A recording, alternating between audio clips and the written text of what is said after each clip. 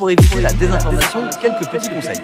Vérifiez la source, regardez qui a écrit l'info que vous lisez, et est-ce que la personne ou son organisme est digne de confiance. Et vous pouvez aussi aller sur le Décodex, Hoaxbuster, Check News, Les Observateurs, Vrai ou Fake. Ce sont tous des sites qui recensent les fake news, les rumeurs. Comparez, variez les sources, regardez ce que les autres médias disent sur un sujet. Si aucun journal, aucune chaîne de télé, aucune radio n'a parlé d'une info, eh bien c'est probablement qu'elle est fausse.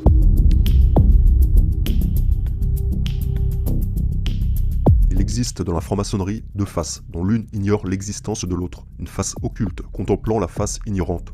Ce qui peut être traduit par « les gentils ne connaissent pas les méchants, mais les méchants connaissent les gentils ». Le franc-maçon Manly P. Hall a parfaitement décrit ceci en ces termes. La franc-maçonnerie est une fraternité cachée dans une autre fraternité. Une organisation visible cachant une fraternité invisible des élus.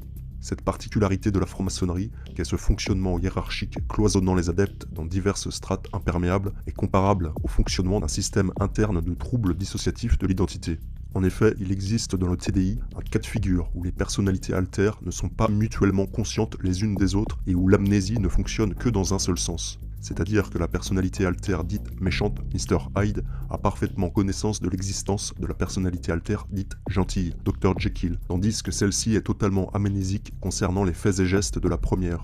La personnalité altère gentille est la façade publique, visible et bienveillante, le sommet éclairé à la lumière profane d'un iceberg contenant tout un monde intérieur, occulte et invisible. C'est un schéma qui est totalement transposable à la franc-maçonnerie et à son organisation hiérarchique et sélective très particulière, où, paradoxalement, le sommet de la pyramide, éclairé ou illuminé, est l'aspect le plus occulte et invisible, dont l'accès est restreint à une minorité de hauts initiés, les illuminés. Les personnalités altères dites gentilles étant représentées en franc-maçonnerie par tous ses membres travaillant à la vitrine publique humaniste et bienveillante, c'est-à-dire la fraternité visible, ignorante de la fraternité invisible composée des personnalités altères méchantes, elles-mêmes parfaitement conscientes de l'existence des personnalités altères gentilles, car ayant une vue globale sur le système du haut de la pyramide initiatique. Dans un système de TDI, la multitude d'altères sera organisée en une hiérarchie très stricte, où chaque fragment aura une fonction bien précise.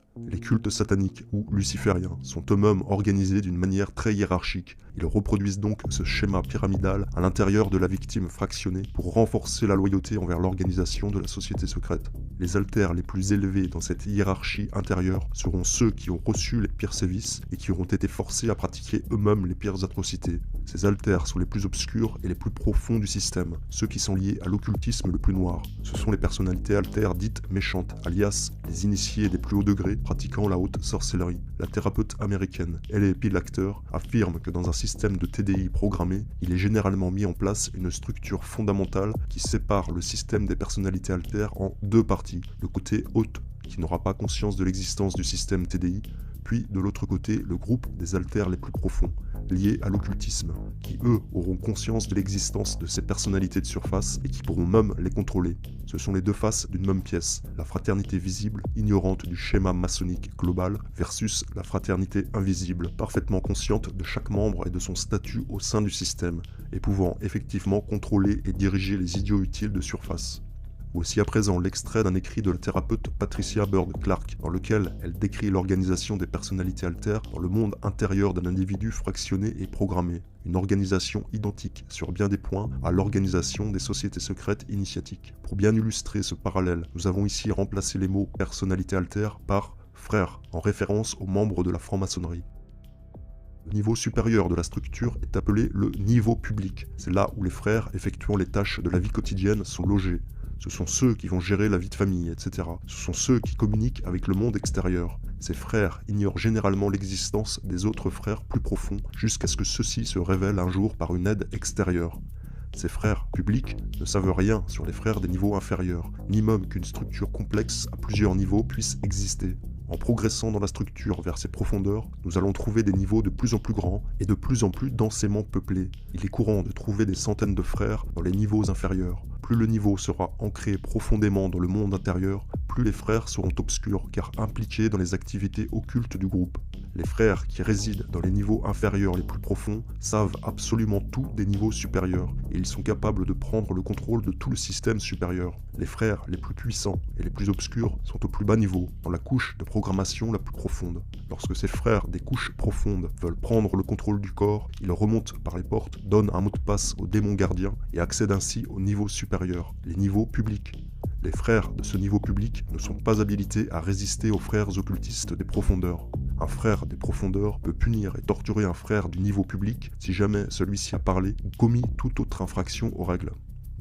Un système de TDI programmé fonctionne avec des codes, des mots de passe et des symboles, tout comme les sociétés secrètes pyramidales. Lorsqu'un des initiés monte en grade hiérarchique, il lui est alors révélé davantage d'informations concernant les programmations et les codes déclencheurs utilisés lors des cérémonies sur les autres membres du culte, fractionnés et programmés.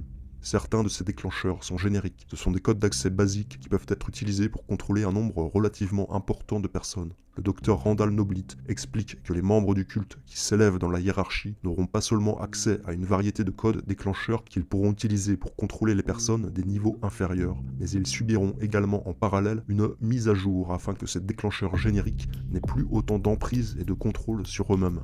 Ainsi, les survivants ayant accédé aux rangs les plus élevés de ces groupes sectaires ont été conditionnés et programmés avec des déclencheurs beaucoup plus spécifiques et complexes afin que la majorité des membres ne puissent pas les contrôler en ayant accès à leur programmation. Un tel contrôle est réservé à l'élite des hautes sphères hiérarchiques. Alors que les membres du culte des bas niveaux sont utilisés par les leaders pour toutes sortes de choses, ils peuvent dans certains cas monter dans la hiérarchie et recevoir les enseignements sur les protocoles pour accéder aux programmations des autres membres, et pour ainsi à leur tour détenir un incroyable pouvoir de contrôle. Selon la survivante Lynn Brunet, le personnage ailé du silence représenté sur le tablier maçonnique du 21e degré, le grade du Noachite, pourrait représenter le processus de dissociation et de programmation. L'incapacité de parler de l'expérience traumatique initiatique est représentée par l'index droit tenu devant la bouche, la main droite étant contrôlée par le cerveau gauche, le côté du cerveau qui affecte le langage. Les traumatismes sévères peuvent en effet provoquer une fermeture de l'aire de Broca, la zone de l'hémisphère gauche du cerveau qui permet de transmettre verbalement une expérience, littéralement de mettre des mots sur le traumatisme vécu. La main gauche, quant à elle, détiendrait la clé d'accès à ces mémoires traumatiques. Il s'agirait d'une symbolique représentant l'accès au côté droit du cerveau, s'activant lorsque les mémoires traumatiques dissociées remontent à la conscience. Dans le cadre de la programmation MK basée sur les traumatismes, ce sont ces mémoires traumatiques inconscientes qui permettent d'accéder aux personnalités altères par des codes faisant office de stimuli et de déclencher de la même manière certaines commandes implantées lors des traumatismes dissociants.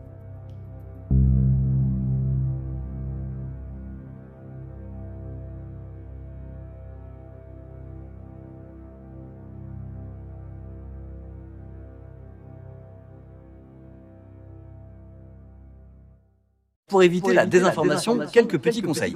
Vérifiez la source, regardez qui a écrit l'info que vous lisez, et est-ce que la personne ou cet organisme est digne de confiance. Et vous pouvez aussi aller sur le Décodex, Hoaxbuster, Check News, Les Observateurs, vrais ou fake. Ce sont tous des sites qui recensent les fake news, les rumeurs. Comparez, variez les sources, regardez ce que les autres médias disent sur un sujet. Si aucun journal, aucune chaîne de télé, aucune radio n'a parlé d'une info, eh bien c'est probablement qu'elle est fausse.